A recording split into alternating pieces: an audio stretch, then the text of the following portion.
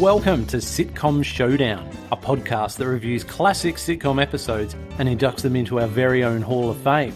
As usual, one of us has chosen a sitcom episode and the other guy has no idea what it's going to be. Will they already know it? Will they love it? Can they be convinced that it's worthy? Let's find out on Sitcom Showdown. Hello again, dear listener, and welcome to another episode of Sitcom Showdown. My name's Jeffers and I'm here with Steve. Hello. Hello, Steve. And it's, in fact, your turn, Steve, to select a nominated sitcom episode for the Hall of Fame. My turn, and this time I've chosen to take us to the magical world of Yonderland. Which is a show I've never heard of. Never heard of it? Never even heard of it. Wow. Well, you're going to be educated tonight. Okay. We're looking at an episode called Reformation, which is the third episode of the first series. Let me give you a description of Yonderland, Jeff. All right. Stay-at-home mum, Debbie, discovers that she is the chosen one, a saviour destined to look after the silly realm of Yonderland, protecting it from itself and the evil Nagatus. Elf and Nick the Stick collect her for these adventures, which she accesses through her kitchen pantry, hoping to return to get in time to get the dinner on. That's the nuts and bolts of it. Okay. There are a couple of regular things that happen if she goes on these quests, which are usually dished out by the elders, which are a group of old geezers that tell her what she's got to do this time. And there's also usually a segment somewhere in the show where they have these... This has got puppets in it, Jeff. Oh. Yonderland. And one of the segments they have pretty much every episode is Miss Fanshawe, Rachel, and Mr. Havelock having some kind of romantic interlude, these little puppets. Oh, okay. It usually involves one of them getting killed or maimed or something like that in the middle of some big romantic talk. So you can expect that. Right. I'm already confused. Already confused? Yeah. Well, it'll all become clear. So this aired on the Sky One network in the UK for 3 seasons. This is probably the most recent sitcom we've done to date. This is 2013 to 2016. Okay. So its cancellation was only announced in February this year. Right, well that brings the average up then. The average of what?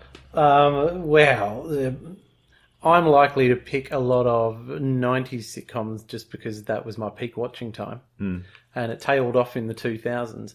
So I'm in danger, I won't speak for you, of selecting older sitcoms. So I'm glad you're bringing the recency average up, so to speak. So that's good. Yep, I'm bringing you into the modern day. So our previous newest would be Corner Gas, I'm guessing. Yeah, it would have been. Okay. Today, yep. Famous stars. Well, you've heard of Horrible Histories. I have. Right, which is more of a sketch comedy show based on the book series. Well, Yonderland is basically put together by the crew or the ensemble that did the Horrible Histories TV show. So they star in multiple roles in Yonderland, and that troupe is Matthew Bainton, Simon Farnaby, Martha Howe Douglas, Jim Howick, Lawrence Rickard, and Ben Wilbond. And Martha stars as Debbie, the main character. And like I said, the others have multiple roles, including the elders who appear in most episodes, like I said earlier. And Dan Renton Skinner, who's not part of the usual troupe, he plays Debbie's husband, Peter. And like I said, there's puppets. And the puppets are provided by Baker Coogan Productions, which I think are based in the UK. And that was started by Pete Coogan and Martin Baker, both of whom worked for the Jim Henson Company. Oh. So that's a name that's familiar to us.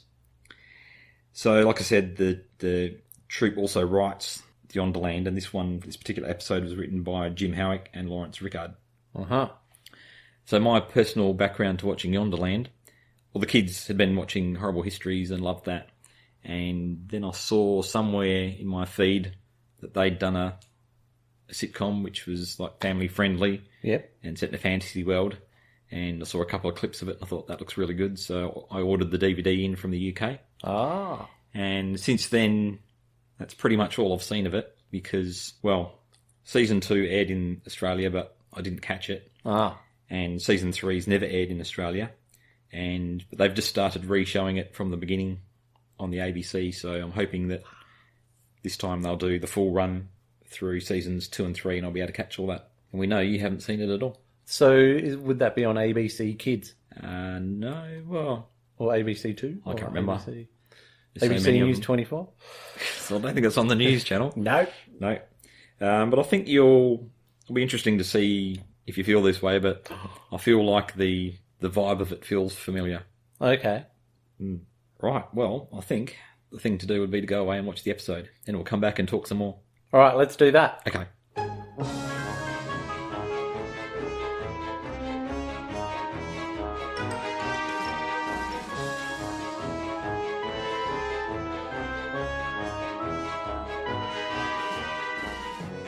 I did not mean to startle you. I'm aware my face looks like matted drain hair on a bed of blue cheese. Oh, I wouldn't say that. Oh, but you must, tired-looking woman. Excuse me? For it is the truth. You see, I cannot lie. Our holy order believes that truth is the great light in the universe. Apart from all the suns, obviously. That's rubbish. Everyone can lie. I'm washing my hair. It was good for me too. I know not how. You see, we follow the example of John of Atherley. He brought forth truth into a world of lies. You just come across as rude. How so, woman clearly nearing 40? What do you mean 40? I'm 33. Do you smoke? What? I don't have to listen to this.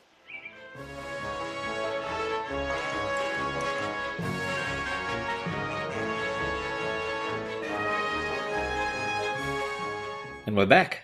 Hey, you're holding up. There was quite a bit of nudity in that episode. We saw a lot of man bum in that episode, didn't we? Yeah. Ah. I like doing that. We didn't see any puppet bum. No. There's some scantily clad puppets. You sound disappointed. Wow. I've seen man bum. I know what it looks like, but I haven't seen a lot of puppet bum in my years. Okay. That curiosity going to go unanswered, isn't it? I'm going to leave that alone. Fair enough. So, synopsis. Let's go through this. Chip in with any comments you've got, Jeff. Okay. So, Debbie's husband, Pete, is thinking of auditioning for a musical, which happens to be HMAS Pinafore. So he's in the living room singing for her, showing her how good he is. And she's not very tactful in her appraisal, is she? No. No, she's not. I think quite deservedly. Yes. Anyway. He's pretty bad. That's not the point, though, is it? So she says, are there any non-singing roles? I'm just being honest. Which kind of sets the tone for this episode. So meanwhile, the evil Nagatus is installing a scrying pool. It's called the Font of Horus. And he's got a contractor in and he's reading through the manual of it. Is that for seeing things in? Yes. Okay. Allows him to see into other places. Ooh. In this case, it lets him see his 3 minions. And it doubles as a spa.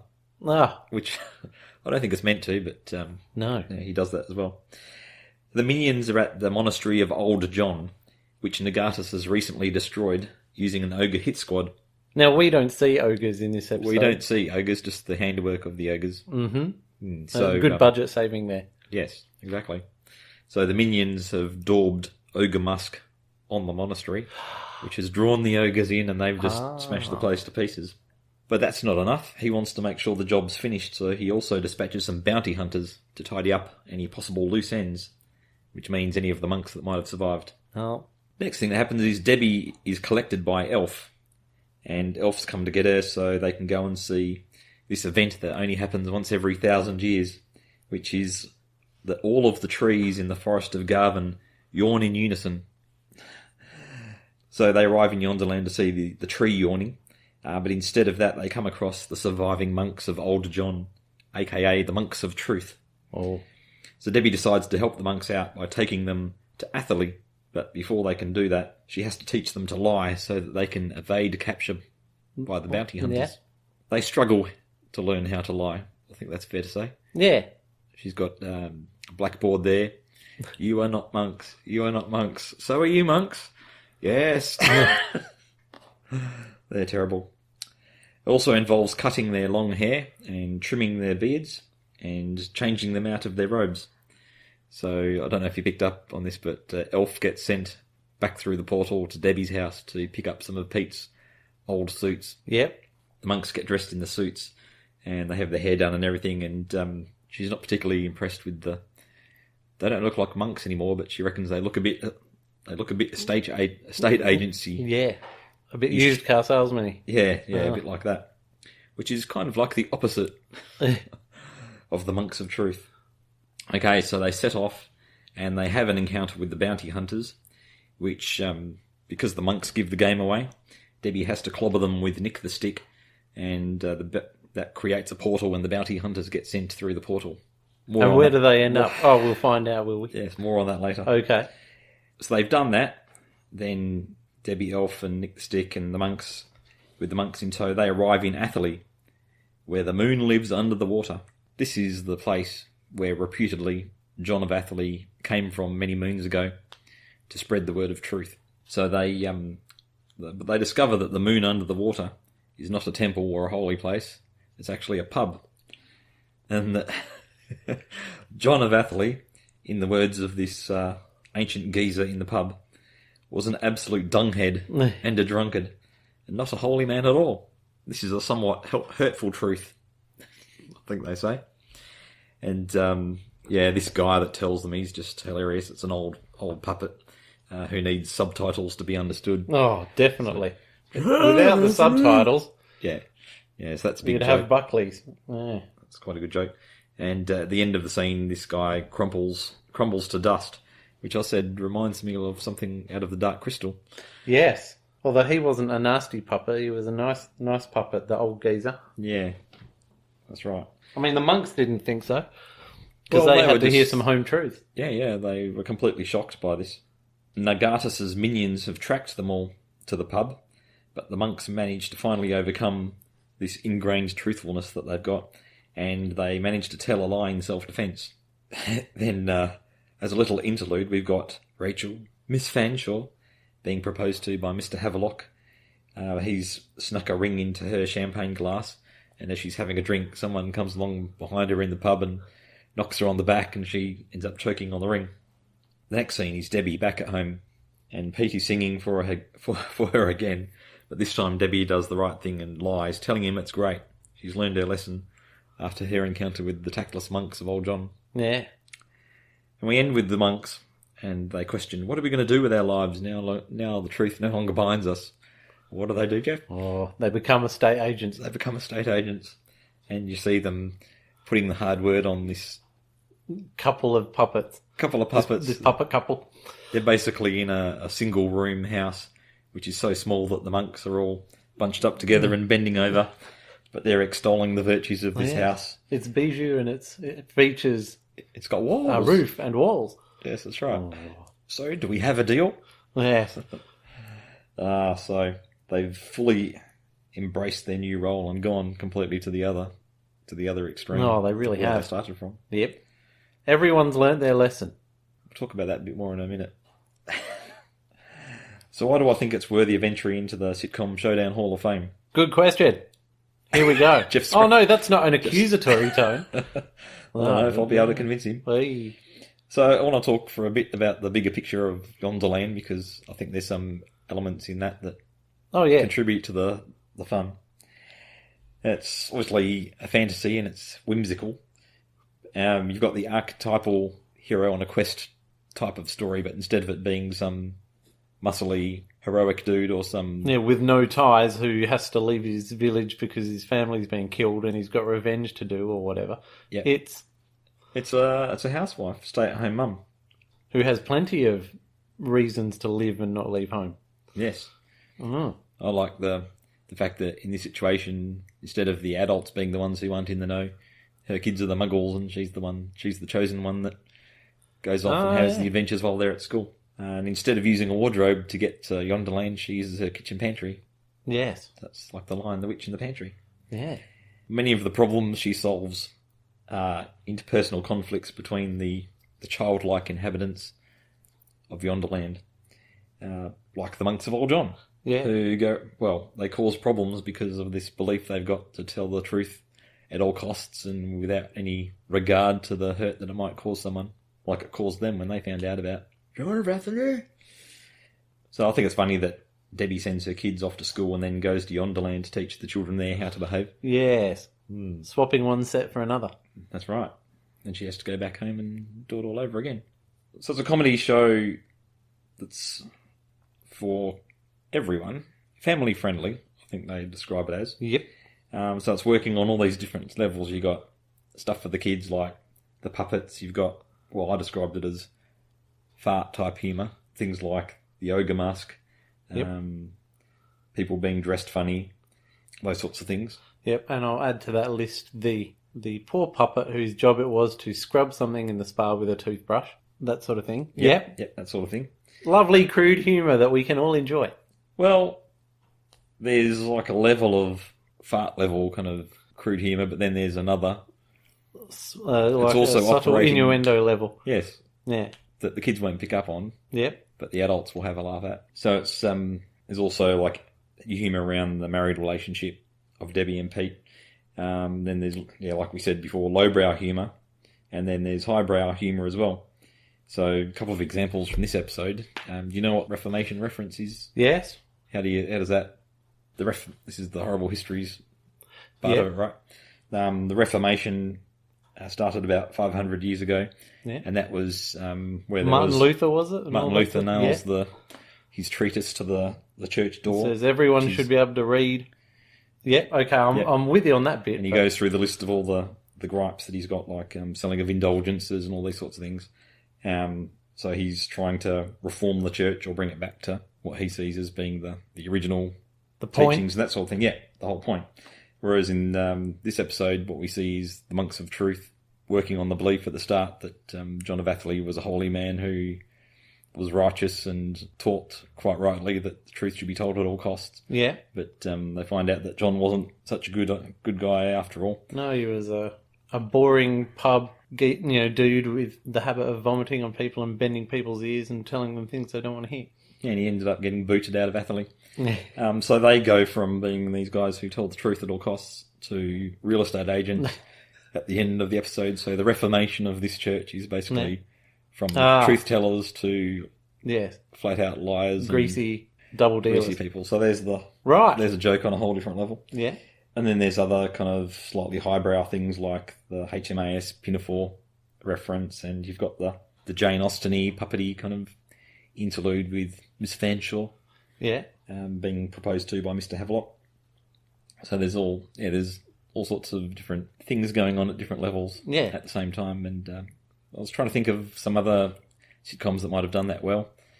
I think The Goodies from when I was a kid, I think that's probably one example. Oh, very much so. Where as a kid you don't understand so much of what's going on, but you just think it's funny how they ride the bike and some of the things they do. And run around and do slapstick. Yeah. So you don't get the political references, you don't get the pop culture references, you don't get the innuendo, but you do get all the funny dressing up in costumes and running around really fast. Yeah. Good call. Any other examples?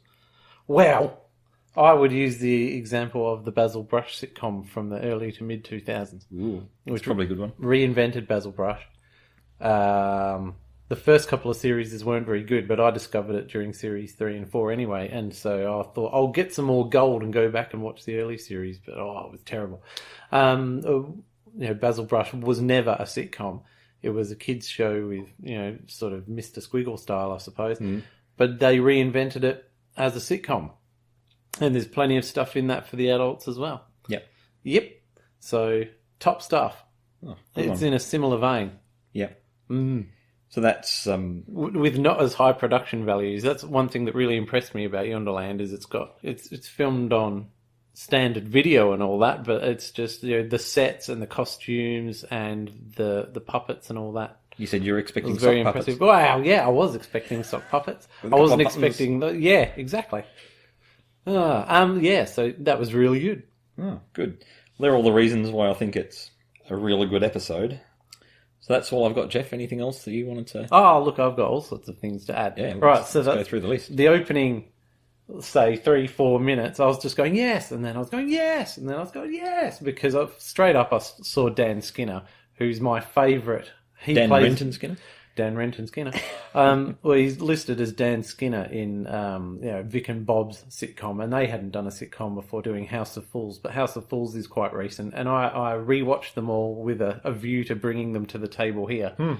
But I didn't think any would pass your muster, so I'll put that off. But now I know you recognise Dan Skinner, I might bring some along. Well, that's neither here nor there, but I was very pleased to see Dan Skinner. But he plays Bosch in House of Fools, and he's an ex-con with big Wolverine sideburns, and he towers over people, and he's quite threatening. So completely the opposite. He's completely bizarre. He's totally opposite to Yonderland. So that was brilliant. And then when they cut to what's his name, Nagatus, and doing that leveling off the pool and the floor in the pool gag, I thought that was brilliant because, a puppet, and he's got his little tiny spirit level, and he's given him the whole DIY geezer spiel. That was brilliant. And then, as you say, next thing you know, you cut to him being wedged under there. And I thought that was brilliant because I love cruelty to puppets, which is a highlight of it. Okay. In the goodies, they're always taking... Obviously, it's meant to be a real cat or a real dodo or whatever, or a real horse. Yep. But it's usually a stuffed toy or a pantomime horse or something, and they'd be incredibly cruel to these animal-y puppets. And in the Muppet Show, it's always hilarious when someone throttles Kermit or Miss Piggy, gives him a wallop. So I love cruelty to puppets. That was fantastic. So we're off on a brilliant 5 minutes here, and then I was also being hit by... Well, did you say you had recognised the guy that plays Nagatus? Yes, the Nagatus is what we'd call one of the bad guys, the Dirt Sharks in Detectorists, which is another brilliant recent sitcom, but it's so low-key and melancholy and based on these characters and knowing a bit about metal detecting, that's another one I haven't wanted to bring to the table, but one I know you have watched and enjoyed. You think that's a bit niche then? It could be a bit niche. Yeah, and it's just because it's so steadily good, there's no one episode that sticks out as being hilarious because a lot of it's, human observation and caring for the characters. And, in some ways it's not very sitcom-y at all. But to get back to the point, he's really good in Detectorists as a smarmy, horrible dirt shark who goes dobbing them in and doing horrible things and setting them up for failure. So he plays the baddie in at least two things. Maybe. Yeah, he must be good at that. Anyway, so I'm sitting through this first 5 minutes and I'm recognising all these characters and being really impressed with the production values of the whole thing. What else did I write down? Oh, well, I like the fact that, Yonderland's being fantasy, you sort of assume it is backward and medieval, but, they've got all this high-tech camera equipment, and if you've got magic, you don't need high-tech. And yet they've got all this high-tech stuff, and they've got spirit levels and doing all these things. If you've got all that, you don't need a scrying pool made out of stone. You just need set up a few observation cameras and off you go. So I love that juxtaposition. And it was decently paced. That's what also hit me, is that it's paced quite well. And I liked how there was plenty of stuff in there for the adults. So that's my views on the whole thing. It's the sort of thing I'd go, I could easily watch a season of that. Yeah. That's where I stand on it. Have you got anything else to add before we deliberate? No. All right. So, well, see, this brings us to a traditional sitcom showdown difficulty, in which I really like that. But because I don't know the characters and I'm quite fresh to it, so it's very easy when we both know the sitcom because we know what level it's at. Yep. So I'm taking your word that, let's say you've watched the whole first series, that's the highlight. There were 3 episodes from the first series which I thought you could have argued that they could be entered into the Hall of Fame. Yeah. I picked this one because I think it follows most closely the standard way an episode goes in Yonderland. So, knowing that I'd probably never seen it before, does that influence your selection criteria of saying someone's got to understand what the hell's going on, so I'm going to select one that's indicative of what usually happens? Yeah, that's right, because there's another one where Debbie decides that this whole chosen one thing is taking her focus off the family too much, and she's trying to do too many things and not doing anything well and all this stuff, so she decides to throw in the towel. So that's like a completely different kind of episode. Makes it a great episode, but it's not the normal. Yeah, so I could show it to you, but then it wouldn't be indicative at all of what a typical Yonderland episode is like. So yeah, I've been thinking more about this kind of thing. Yeah, true. And that's part of the joy and burden of our task. Yes. It's like picking a Married with Children episode where they've flown off to Vegas. It doesn't take place at work, and it doesn't take place in their living room, and it might be very funny, but it's not your usual episode. But bringing it back around, then yeah, I really enjoyed this, and if this is an example of this series, I'd happily not give you the DVD back once I've finished it. Finished mucking about with it at the end of the week. Bung it in, I say. Oh, very good. Yeah. All right, I'm relieved to hear that. I can't pick any faults with it first time around. There weren't any bits that made me go, oh, did they have to do that? All right, thanks, Jeff. Oh, I'm thank glad you. you enjoyed that. And I guess we'll see everyone next time. Thanks for joining us. Cheers. Bye. Join us next time on Sitcom Showdown when we'll be putting another 5-star episode under the microscope. And in the meantime, you can contact us with feedback on Facebook, Twitter @Sitcom Showdown, or by email sitcomshowdown@gmail.com.